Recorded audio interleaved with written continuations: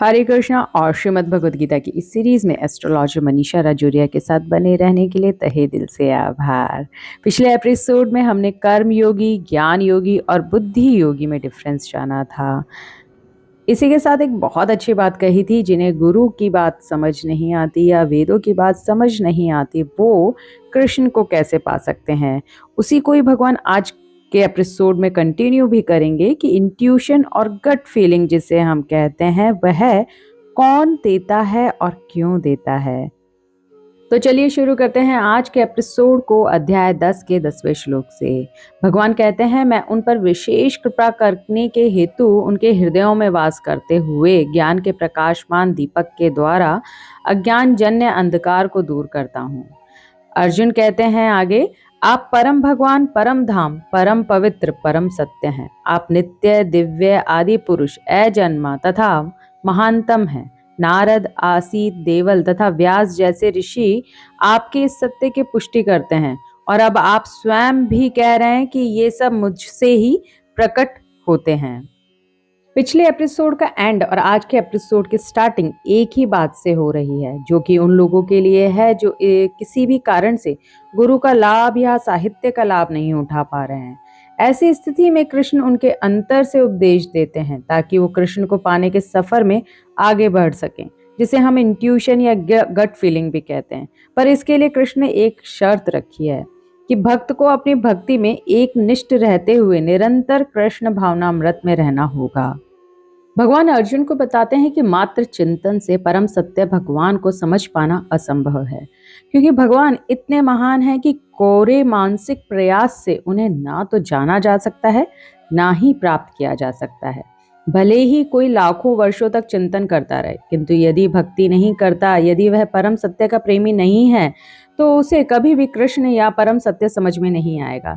इसका मतलब यह हुआ कि कृष्ण की भक्ति के साथ उन्हें जानने की लालसा भी रखना आवश्यक है। भगवान ने पिछले चैप्टर्स में परम सत्य को बताया, उसकी व्याख्या की। कृष्ण ही मल्टीवर्स के कारण हैं। पृथ्वी की उत्पत्ति भी कृष्ण ने की है। हमें भी कृष्ण की पराशक्ति है। इस तरह जब हम परम सत्य को जान लेते हैं तो कृष्ण के प्रति प्रेम और भक्ति उत्पन्न होती है। कृष्ण अपनी अचिंत्य शक्ति से वे शुद्ध भक्त के हृदय में स्वयं प्रकट हो सकते हैं। भगवद गीता के अध्ययन से मनुष्य भगवान के शरणागत होकर शुद्ध भक्ति में लग जाता है। जैसे ही भगवान अपने ऊपर भार लेते हैं, मनुष्य सारे भौतिक प्रयासों से मुक्त हो जाता है। 10वें और 11वें श्लोक में भगवान आधुनिक दार्शनिक को अवसर प्रदान करते हैं, क्योंकि यहाँ यह स्पष्ट है कि परमेश्वर जीवात्मा से भिन्न है। इस अध्याय में अर्जुन कृष्ण को पर ब्रह्म स्वीकारते हैं। कृष्ण पहले भी कह चुके हैं कि वे प्रत्येक वस्तु तथा प्रत्येक प्राणी के आदि कारण हैं। प्रत्येक देवता तथा प्रत्येक मनुष्य उन पर आश्रित है। वे अज्ञानवश अपने को भगवान से परम स्वतंत्र मानते हैं। वैदिक आदेश इसकी पुष्टि करते हैं कि जो कोई परमेश्वर की भक्ति करता है वही उन्हें समझ सकता है। यदि हम भगवद गीता को समझना चाहते हैं तो हमें इन दोनों श्लोकों के कथनों को स्वीकार करना होगा। यह परंपरा प्रणाली कहलाती है, अर्थात गुरु परंपरा को मानना होता है। अगले श्लोक में अर्जुन कृष्ण को कहते हैं, हे कृष्ण, आपने मुझसे जो कुछ कहा है मुझे उसमें पूर्णतया सत्यता मानता हूं मैं उन्हें। हे प्रभु, ना तो देवतागण ना असुरगण ही आपके स्वरूप को समझ सकते हैं।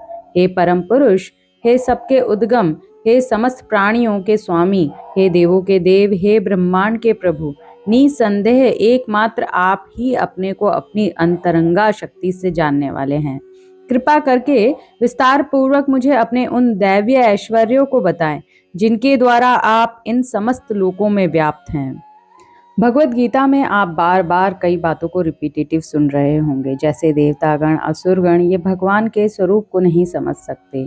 कृष्ण परम सत्य हैं, जैसे मृत्यु सत्य है।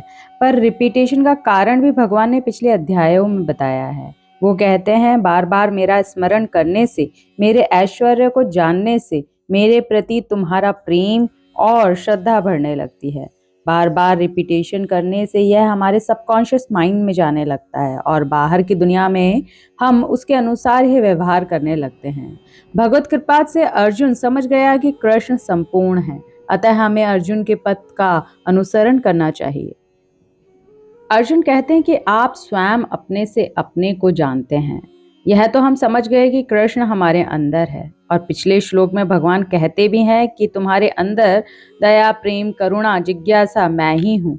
तो कृष्ण ही हमारे अंदर कृष्ण को जानने का भाव जगाते हैं। इसका मतलब तो यही हुआ ना, अपने से अपने को जानना।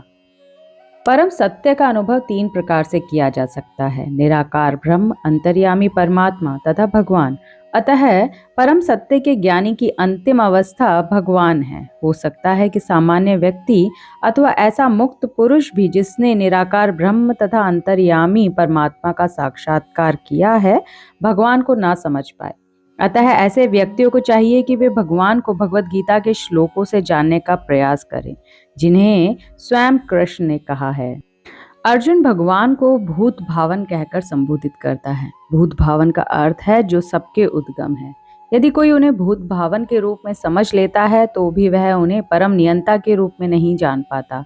इसीलिए उन्हें यहाँ पर भूतेश या परम नियंता कहा गया है। भूतेश का अर्थ है सभी जीवों के स्वामी। यदि कोई भूतेश रूप में भी उन्हें समझ लेता है तो भी उन्हें समस्त देवताओं के उद्गम रूप में नहीं समझ पाता। इसीलिए उन्हें देव देव अर्थात सभी देवताओं का पूजनीय देव कहा गया है। यदि देव देव रूप में भी उन्हें समझ लिया जाए तो वे प्रत्येक वस्तु के परम स्वामी के रूप में समझ में नहीं आते। इसीलिए यहाँ पर उन्हें जगतपति कहा गया है। इस प्रकार अर्जुन की अनुभूति के आधार पर कृष्ण विषयक सत्य की स्थापना इस श्लोक में हुई है। हमें चाहिए कि कृष्ण को यथारूप में समझने के लिए हम अर्जुन के पद चिन्हों का अनुसरण करें।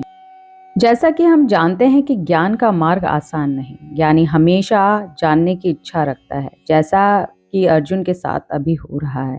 उसका संशय खत्म होना शुरू हुआ था, लेकिन अब पूरी तरह से खत्म नहीं हुआ था। इसीलिए वो कृष्ण को कहते हैं कि आप ही अपनी विभूतियों को पूर्णतः कहने में समर्थ हैं।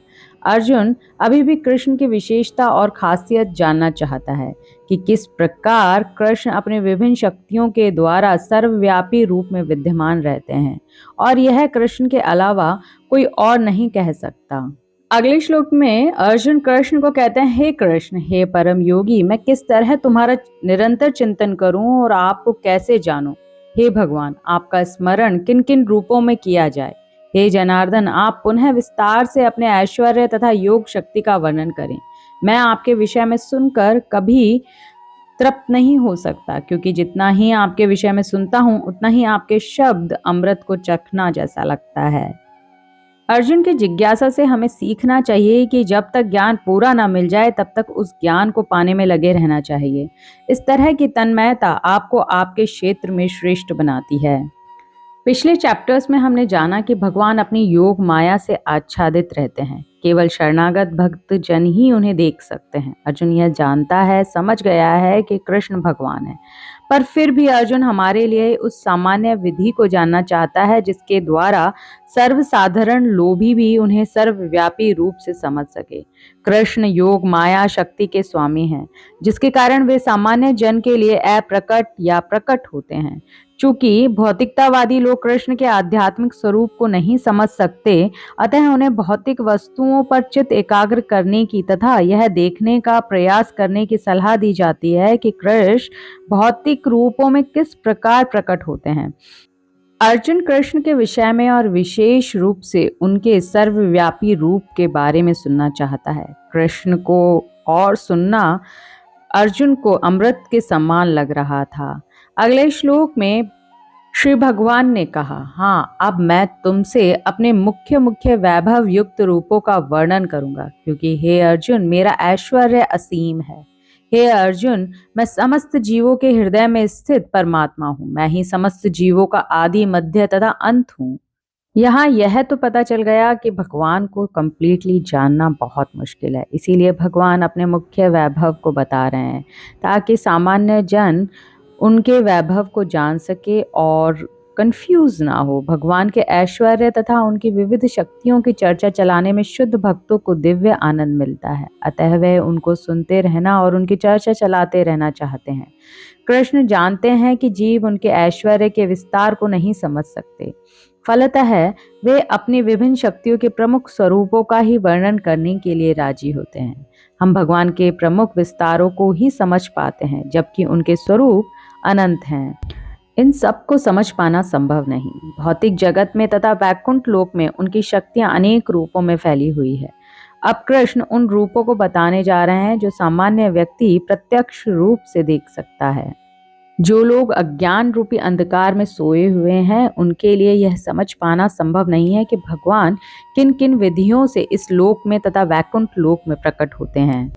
आज के लिए इतना ही। भगवान के मुख्य वैभव को जानेंगे अगले एपिसोड में। Thank you very much. Hare Krishna.